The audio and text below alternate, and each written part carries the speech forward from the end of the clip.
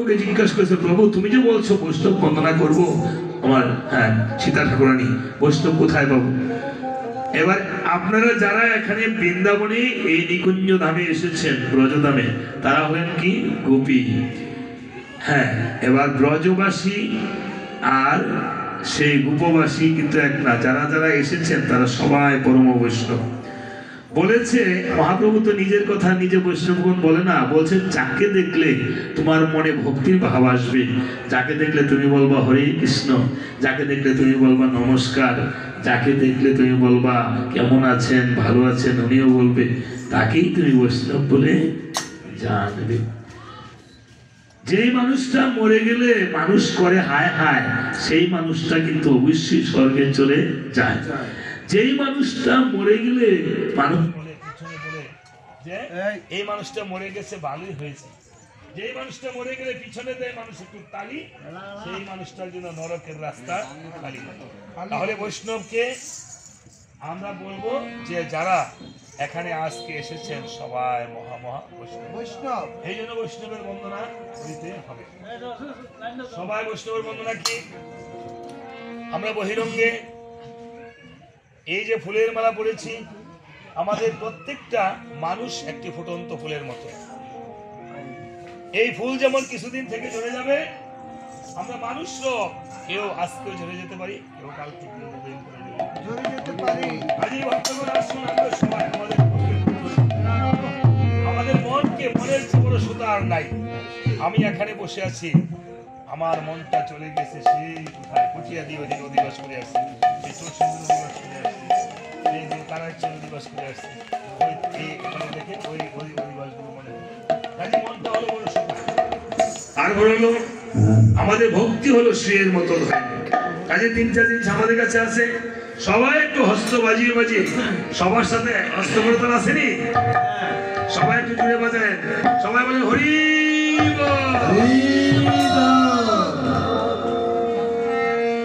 ওরে গাতো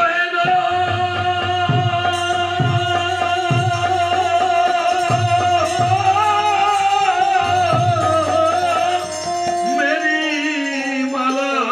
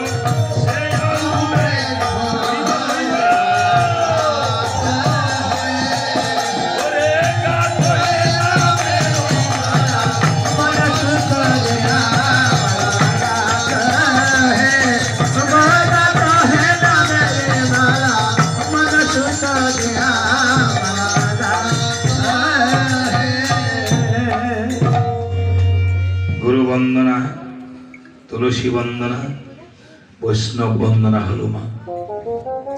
এবার পঞ্চতত্ত্বের আহ্বান বন্দনা হলো। এই অধিবাসের নিয়ম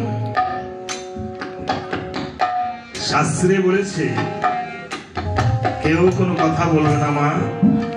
যদি কোনো ব্যক্তিগত কারো সমস্যা থাকে, সমস্যা নেই, কেউ কীর্তন শুনবে না মা। কীর্তন আমরা যে ঘরে পুজো দেই, ভগবান বলেছে ঘরে পূজা দেন আপনি ফল ফলাদি কত কিছু দিয়ে, সেই পূজাতে কোনো চোখের জল আসে মা? আসে হয়তো শতকরা 2-1 ঘরে যারা পুজো দেয় সেই পুজোতে চোখের জল আসে। কীর্তনে গেলে কেন চোখের জল আসে? এই জন্য আমার মহাপ্রভু এই কলিযুগে, এখন কত নাম্বার কলির যুগ চলেছে আমরা কি জানি? সত্য ত্রেতা দাপর কলি, এখন ব্রহ্মার হিসাব অনুসারে 28 নম্বর কলির যুগ চলেছে, তাও ঘোর কলি। তার মানে আরো 28টা সত্য যুগ, 28টা দাপর যুগ, 28টা যুগ চলে গিয়েছে। আমার মহাপ্রভু জেনেছেন, বুঝেছেন এই কলির যুগে মাত্র 1 ভাগ পুণ্য রয়েছে। কলির যুগে মানুষ যার যোগ্য নাই পুজো দিবে, কিন্তু সেই পূজার ফল লাভ করতে পারবে না। সেই পুজোতে তার মন একচিত্ত হবে না, নিষ্ঠা ভাব জাগবে না, তার চোখে জল আসবে না। তাই আমার মহাপ্রভু বলেছেন চৈতন্য চরিত্রের মধ্যে অমিয় নিমাই চরিত্রে, যে কীর্তন শুনে যার না হবে অশ্রুপাত, জেনে রাখবেন সেই ভক্তের হৃদয়ে আছে শত কোটি অপরাধ।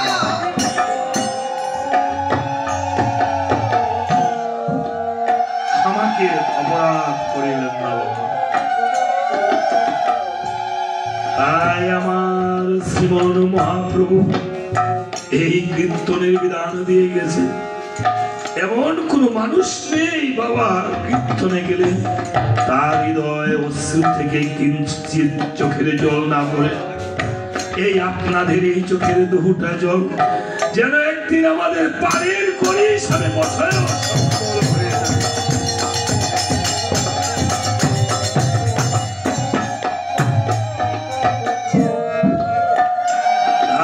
কীর্তনে আসিতে হয় মা, একনিষ্ঠ ভাবে কীর্তন শুনিতে হয়। কীর্তন মনকে উচ্চতন স্থানে নিয়ে যায় কীর্তন। তাই চোখের ধারা বইতে হয়। আপনি যখন শুধু কৃষ্ণ বলেন, ভগবান ভাবে আমাকে তো কৃষ্ণ কৃষ্ণ বলে ডাকবেই, কে আর ভক্ত করে। রাধা যখন আমরা বলি রাধে কৃষ্ণ জয় রাধে কৃষ্ণ, তখন ভগবান ওর নেত্র মরে চলে বসেন যে আমার শ্রীমতীকে আমাকে ডাকছে। তাই মা রাধেকে আপনি নিজে রাধে, আপনার চোখে যখন ধারা বয়, রাধাকে উল্টায় দেখেন ধারা হয়, ধারা হয়নি। আপনার চোখে যখন নয়নের ধারা আসে, তখন আমরা শ্রীমতী রাধা সে রাধে কৃষ্ণ বলে নিকুঞ্জ বিহনের বৈকুণ্ঠ ধামে চলে যাওয়া। তাই চোখের ধারা না বলে রাধা, এই প্রেমময়ী রাধা এই দেহে আসে না। এই দেহটা হলো আমার রাধিকা সম, শ্রীমতী রাধিকা আহ্লাদেরই শক্তি সম। রাধাকে কোনো বই পুস্তকে কোনো কিছু দিয়ে আপনি পাবেন না। আমার ভগবান 21,600 বার এই দেহের মধ্যে আসা যাওয়া করিতেছে। বিজ্ঞানীরা হিসাব করে পেয়েছেন সারা নিউটন সহ 21,600 বারের মধ্যে আপনি যখন আমরা গুরুর ধ্যান করেছি দেখেন না বসে বসে, যারা 21,600 বার থেকে দমকে কমাতে পারে, এই কৃষ্ণ আসা যাওয়া করে আমরা এই সবাই, আমরা এই জন্য বলেছে সবাই আমরা কি শ্রীমতী অর্থাৎ নারী। এই দেহের মধ্যে ভগবান লীলা করে এসে যদি আপনি 31 সেকেন্ড দম বন্ধ করে নবদ্বার বন্ধ করে দিতে পারেন, 9টি দ্বার রয়েছে। এই 9টি দ্বার যখন যারা সাধকেরা কোটিতে 2-1 সাধক প্রতিদিন তাহার 21,600 বারকে কমিয়ে কমিয়ে বাবা লোকনাথ ব্রহ্মচারীর মতো যখন সেই হৃদয়ে দ্বারকে বন্ধ করে দেয়, তখন ভগবান শ্রীকৃষ্ণ রাধার সহিত গিয়ে যখন সেই আলিঙ্গন প্রেমালিঙ্গন করে, তখন বলে হে রাধিকা তোমার ভক্ত তো আমাকে নবদ্বার রূপে বন্ধ করে দিয়েছে, তাহলে আমার ভক্ত যখন বন্দী করে দিয়েছে, তাহলে তুমি আমাকে নিয়ে ভক্তের সাথে প্রেম আলিঙ্গন করে বই করতে নিয়ে চলো।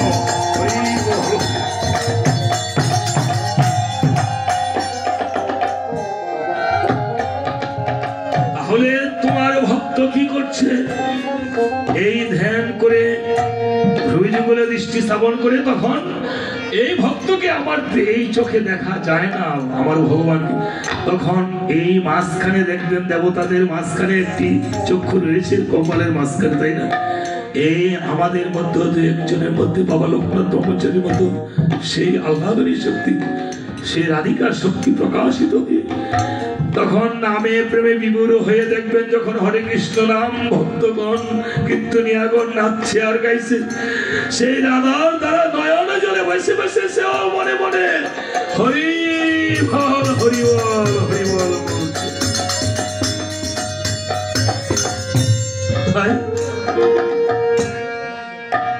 এই নাম বিলানোর জন্য আমাদের এই পাপাহত জীবকে শ্রীমতী রাধার সহিত বিরাজিত হয়ে বৈকুণ্ঠে নিয়ে যাওয়ার জন্য যিনি এত কষ্ট করে আমাদেরকে এই নাম এনে দিল, আসুন প্রাণ ভরে একবার কেঁদে কেঁদে সেই গৌর সুন্দরকে একবার ডাকি। জয় জয়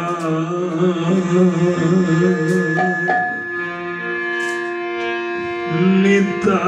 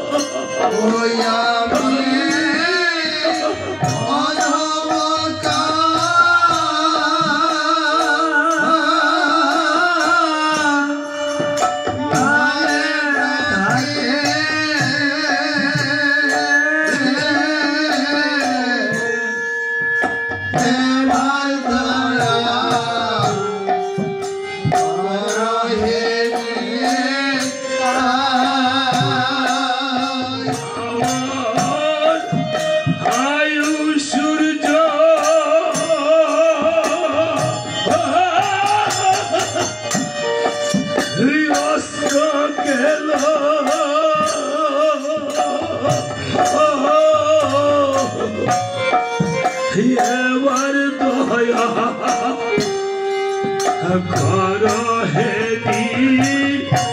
तो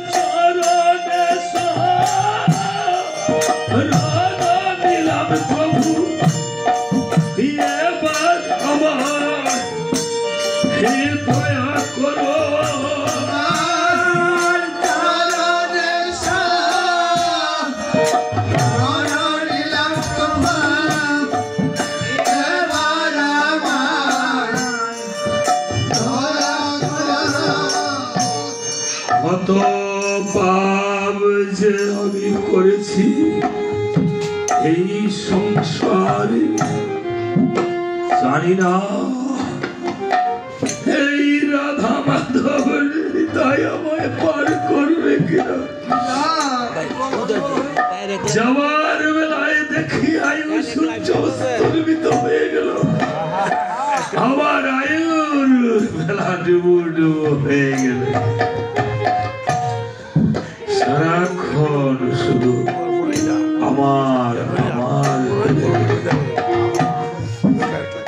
आमार पुत्र आमार नारी आमार गाड़ी आमार बाड़ी কিন্তু আমার বলতে কিছুই আমার সাথে গেল না তাই মহাজন বলেছে ওরে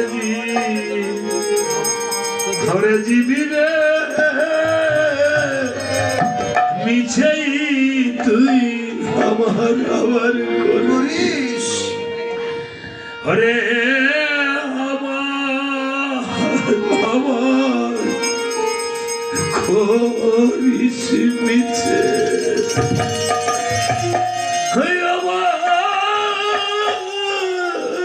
বলতে কিছুই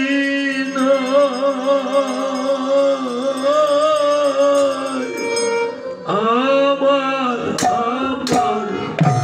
করিস মিছে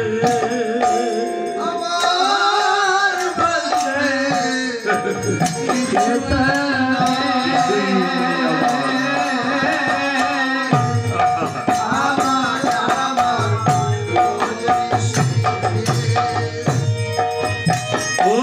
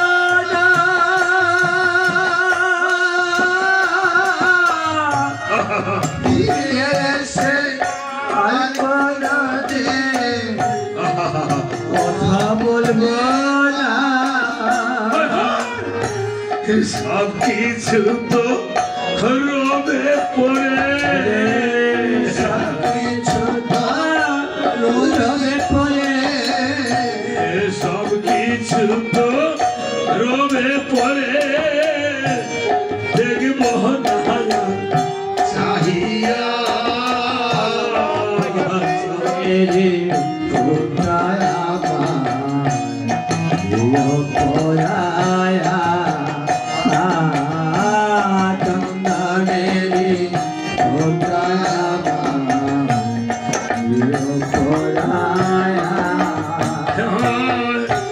পুত্র কন্যা সোনার গহনা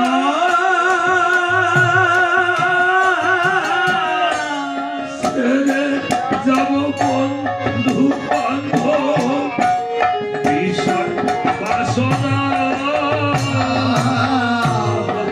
পুত্র কন্যা সোনার গহনা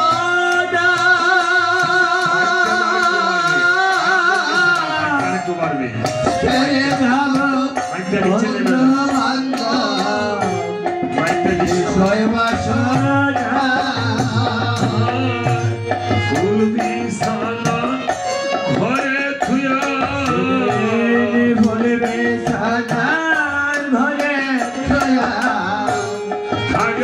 শ্মশান হাতে শুয়া জঙ্গলের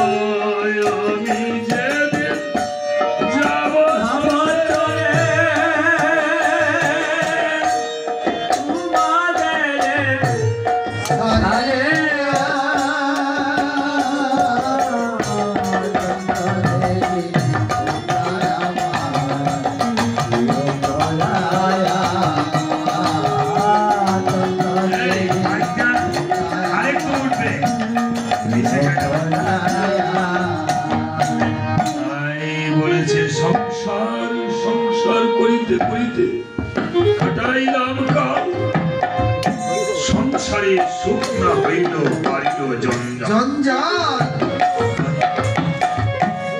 মনুষ্য জনম পাইয়া কিছুই করিলাম না বিষয় যুগলে সর্বদা ডুবিয়া রইলাম। তাই বলেছে মহাজন ওরে সংসার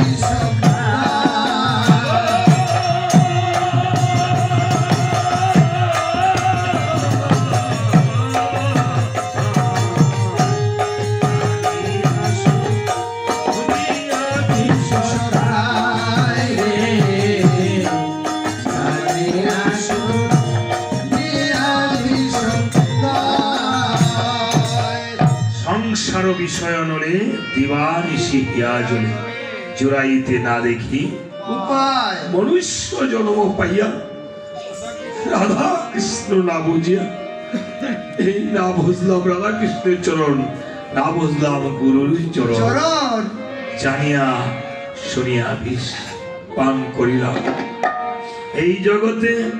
তাই নরোত্তম ঠাকুর বলেছেন, ওরে নরোত্তম দাসে গায় খাই দিও রাগাবা।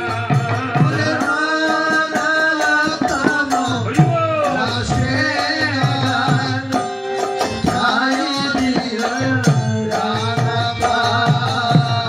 দেখো রাধা চরণে কৃপায়